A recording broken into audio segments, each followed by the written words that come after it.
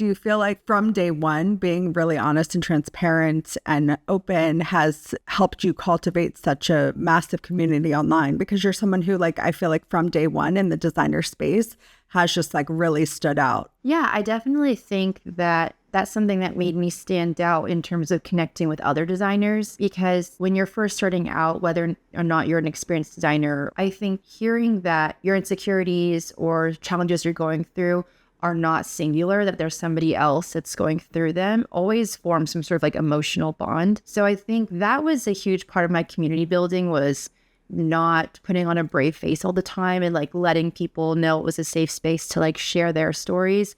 And I think a big part of my community since then and now is like not doing what you think everyone wants you to do. You know, like I remember when I was making big pivots, I was almost embarrassed to admit that the way I was doing projects wasn't working.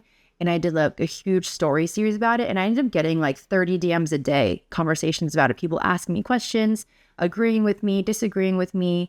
And I had never had so many like active friendships ever. And I remember I thought that it was going to end up with me like losing followers.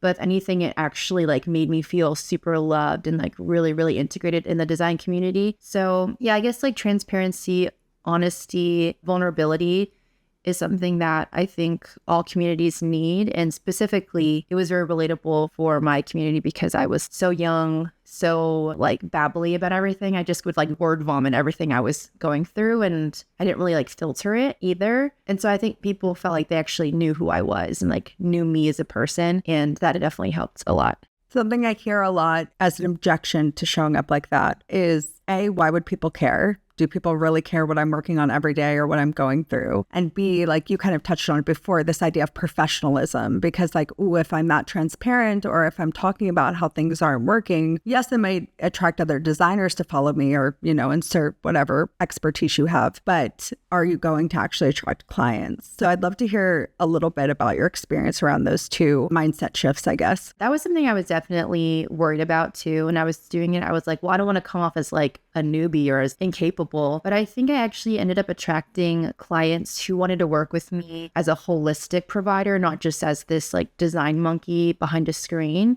When they would get to know me and they saw that I had like these beliefs and I would talk about like race or politics or something, I would get clients who were really attracted to me because of like similar moral views. Their brand would have a very similar like energy to my natural personality as well.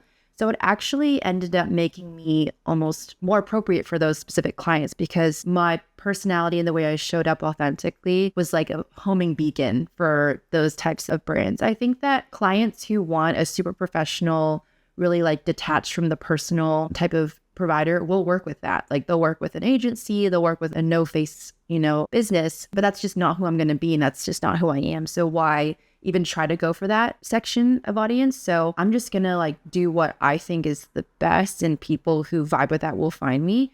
And that's just worked for the last 5 years of business. And I think like leaning into it has only ever brought me more aligned clients. And whenever I shy away from it is when I start to get those like weird outliers that were mismatched. So, I mean, the proof is in the pudding, like 5 years of results, over like 50 clients. All the most highly aligned ones were results of me being like my most bold and like unapologetic. And even in my like inquiry forms, I'd be like, why do you want to work with me? And clients would be like, I just love your vibe. And they won't reference my portfolio. They won't reference my copy, my sales page, nothing. It's always like, I would love to work with you. Or like, it seems like a really fun project to do with you. And I think people forget that. It's really, really about like the experience, not just the outcome.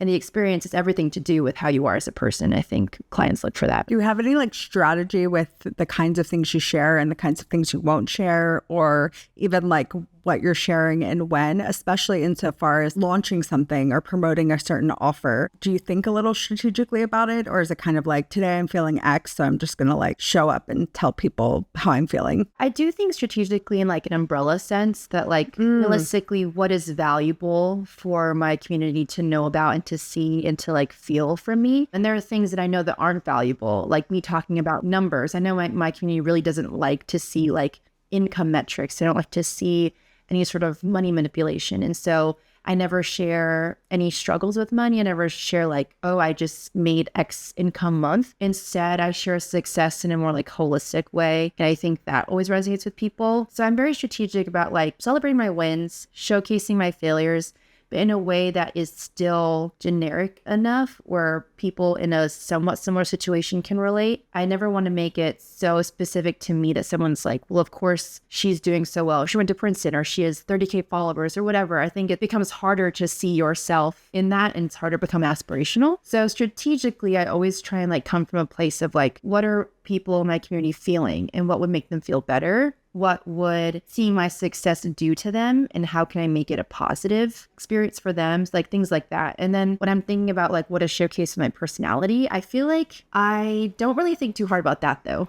Like I think my way that I speak is like pretty consistent. And so I just don't even think about it. Like when I'm in my newsletter, I just word vomit and press send like 20 minutes later. It's almost become second nature that I feel like I like know not to say like crazy stuff like on a story or an email. So on that end, there's no strategy, but in terms of content and launches, the way that I sell stuff, the way that I phrase storytelling is always supposed to be them-centered and not me-centered. I love that. So basically, I'm hearing like you really are clear on your values. You're clear on your point of view and what you believe in. You almost like take that and see where it crosses over with what your clients really care about and what they really believe in. And that's where you share. So you're like, okay, they don't really care about numbers. That's not a big value of mine. So like not going to talk about that in a really transparent, vulnerable way. What is something maybe that you are talking a lot about? I guess like you do talk a lot about social issues and things like that. And I think that's something that is probably really attractive to a lot of the people who you work with. Your demographic or the clients that you attract are a lot of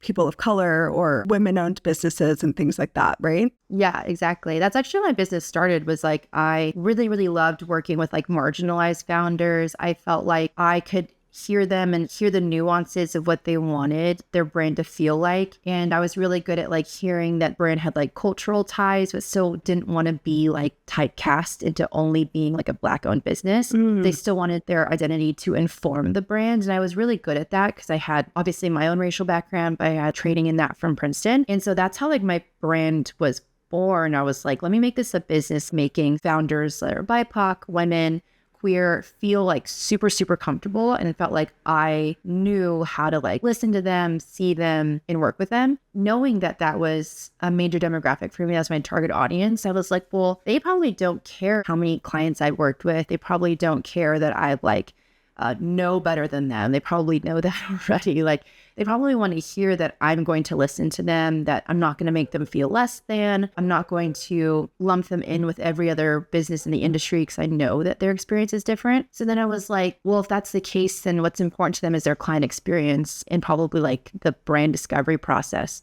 So I made my whole marketing, I guess, campaign for a while about my brand questionnaire and my strategy call, talking about how important it is to me that like your vision is coming to life. And I also talk about my own background and training in like social issues and about social justice and like knowing that I have a really good vocabulary with that I'm not just talk. Because I know like when I was coming out with all of this, it was 2020, 2021, where there was a lot of that in the news. And it was a hot thing for everyone to like be well versed in.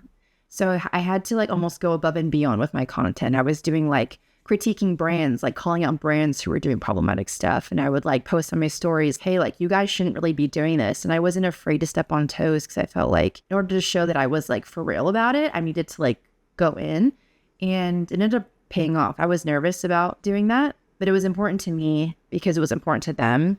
And then it just worked out. Yeah, I love that. And I think like you're someone who has so much integrity because it wasn't just a fad. Like you continue to make that such a big part of your messaging and what you do and what you stand for. And I think that that's so important. So maybe a really good exercise for people listening could be, what are your values? Where are your values overlapping with what your clients actually care about? And what can you start maybe warming up around content-wise that not only match your own values, but also what your clients care about? And what don't you care about and what don't you want to do? I think that's just as important. Okay, if you loved that episode and you want more, you've got to check out the full episode of my podcast, The Warm Up. This was just a sneak peek, but the full conversation goes way deeper. Plus, there's way more episodes for you to listen to. So head to cominguproses.co/warmup, give it a listen, and I'll see you over there.